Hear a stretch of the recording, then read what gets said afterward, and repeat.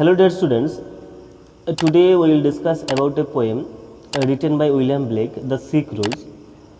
Before we start reading this poem or discussing this poem, we need to know who was William Blake. So, William Blake was an English poet. He was also a painter and an engraver. William Blake কিন্তু ছিলেন একজন ইংরেজ কবি. He also worked as an engraver. Engraver means তোমরা দেখবে পাথরের উপরে বা আমাদের কাঠের উপরে যে যারা খোদাই করে ওদেরকে কিন্তু আমরা এনগ্রেভার বলে থাকি। তাহলে William Blake also worked as an engraver. He was an English poet and also a painter. He was born on 28 November 1757.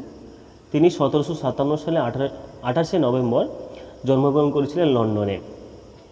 When he was alive, his work was largely neglected. যখন তিনি বেঁচে ছিলেন তখন কিন্তু তার যে সমস্ত লিটারারি যে ওয়ার্কগুলো তিনি লিখেছিলেন সেগুলোর কিন্তু কোনো মূল্য দেওয়া হয়নি. Not only his work was neglected, he is also neglected from the society. So he wanted to change the mindset of the society. He wanted to change the human psychology. So he started writing poetry. As I said, when he was alive, his works was not considered as one of the famous works.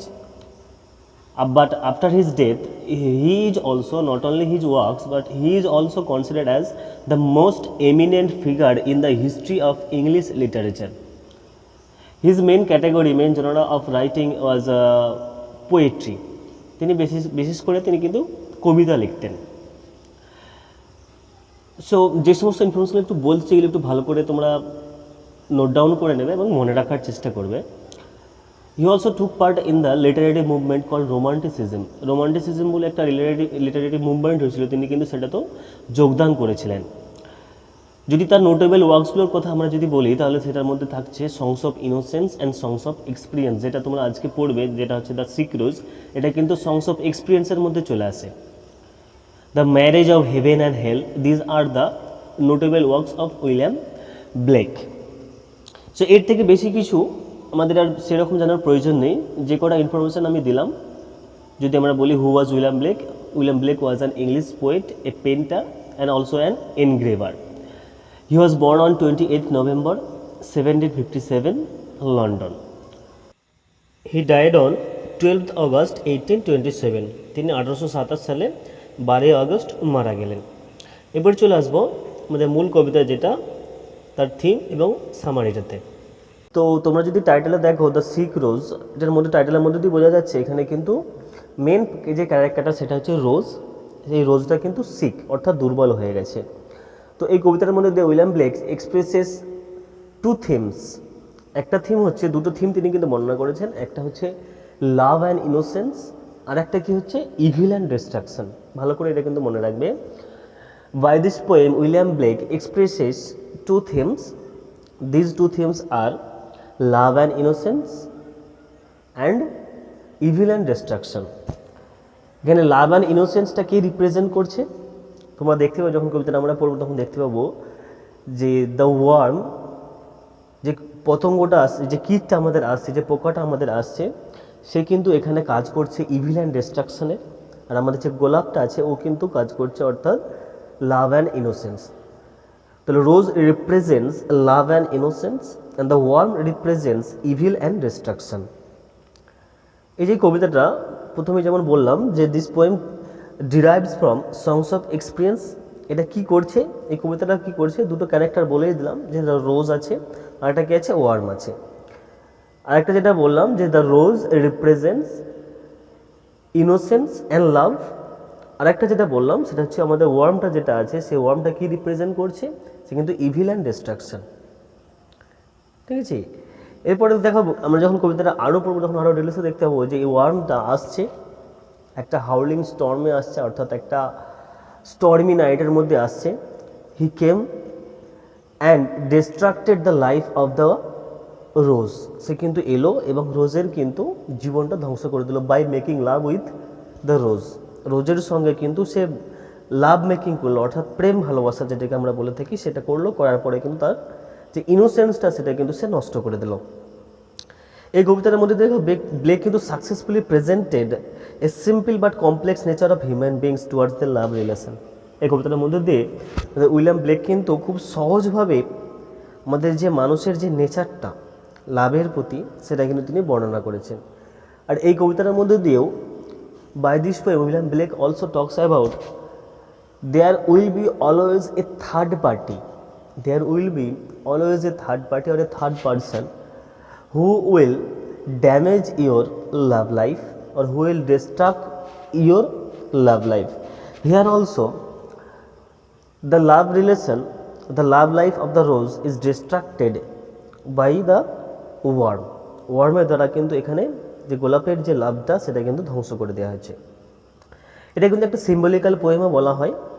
This poem also is a symbolical poem. এখানে কিন্তু তোমরা অনেক কিছু সিম্বলও পাবে, পার্সোনিফিকেশনও আছে এখানে। Personification মানে হচ্ছে যখন একটা ইনঅ্যানিমেট অবজেক্টকে একটা মানুষের সঙ্গে তুলনা করো, when we compare an inanimate object with human being, তখন সেটাকে আমরা পার্সোনিফিকেশন বলি। দেখো এখানে কিন্তু গোলাপকে বলা হচ্ছে সে কিন্তু লাভ মেকিং করছে, কিন্তু আদৌ সেটা কিন্তু হয় না। গোলাপ কিন্তু লাভ মেকিং করতে পারে না, কিন্তু বলা হচ্ছে দেখো সে মানুষের মতো কিন্তু লাভ মেকিং করছে, তার লাইফটাও কিন্তু ডিস্ট্রাক্ট হচ্ছে, তার লাইফে কিন্তু ডিস্ট্রাকশান নেমে আসছে।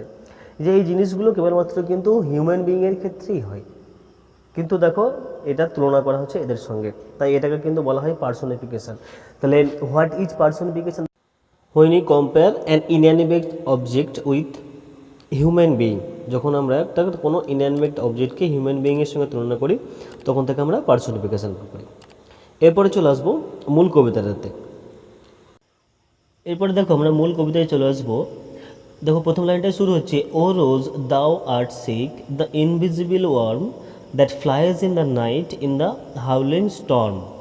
প্রথম লাইনটা দেখো বলছে O rose thou art sick, that means by this line we mean the rose is a sick, the rose is inform that he is sick. এখানে দাও আর্ট মানে হচ্ছে ইউ আর, দাও মিনস ইউ আর আর্ট মানে হচ্ছে আর। O rose thou আর art sick, O rose, you are sick. Here the rose is informed that he is sick.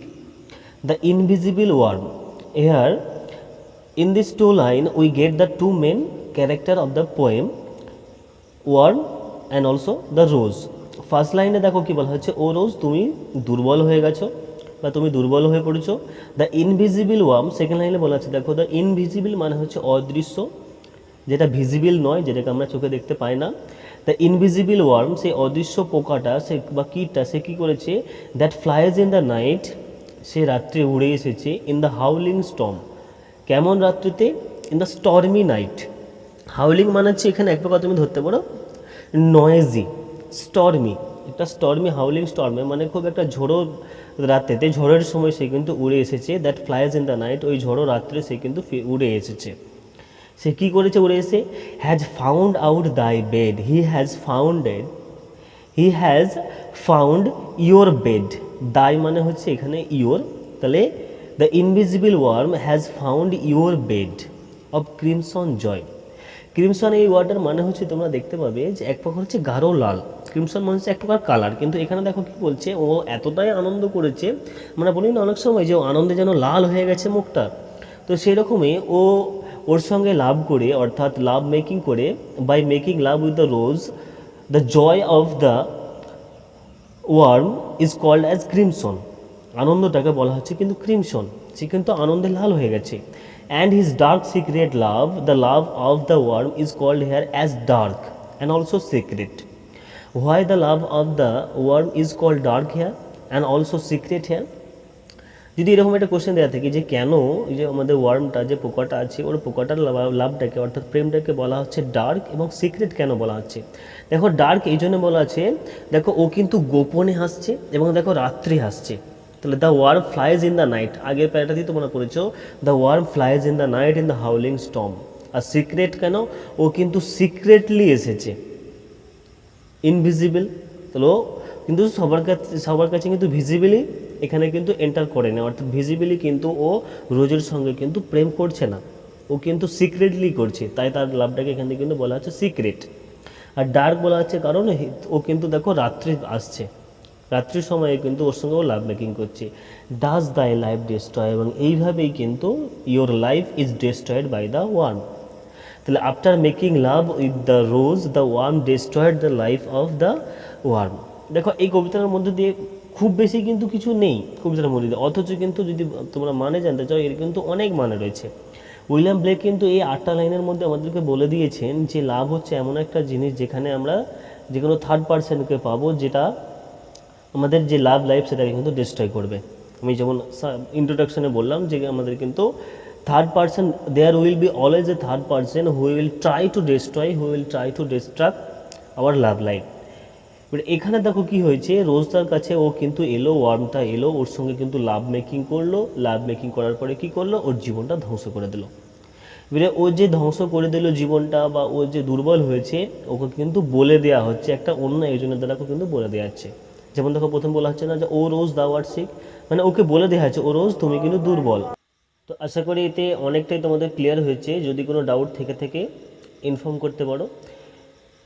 আর এর থেকে যেই সমস্ত কোশ্চেনগুলো হয় সেগুলো আমি তোমাদেরকে পরে সেন্ড করে দেবো, সেগুলোকে জাস্ট নোট ডাউন করে নেবে এবং সেগুলোকে মুখস্থ করে নেবে।